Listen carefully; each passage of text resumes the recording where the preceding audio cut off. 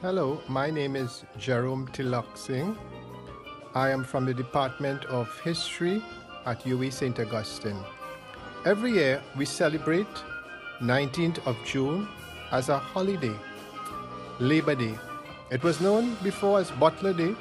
It's a very historic date. In fact, I see this day as a day in which colonialism and imperialism was undermined. It wasn't an isolated incident. 1937 was not something that occurred out of the blue.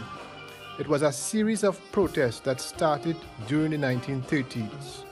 And July 1934 was a serious protest. It was the predecessor to June 1937.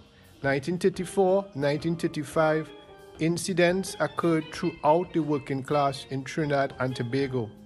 What is very interesting is that throughout the Caribbean, in Belize, Bahamas, Barbados, Jamaica, St. Vincent, St. Lucia, and St. Kitts, there were protests by workers throughout the 1930s. Why were they protesting? They wanted better wages. They were exploited. They faced racism. There was deplorable working conditions. Now, many of us know that Tubal Uriah Buzz Butler was the person who was the central figure on Labor Day and on the 19th of June 1937. But we must also remember that there were other labor personalities who played a very important role in Trinidad and Tobago. Men such as Captain Arthur Cipriani. We had a Jamaican, Marcus Garvey, whose ideology had infiltrated the Afro-Caribbean working class and made them more militant and radical.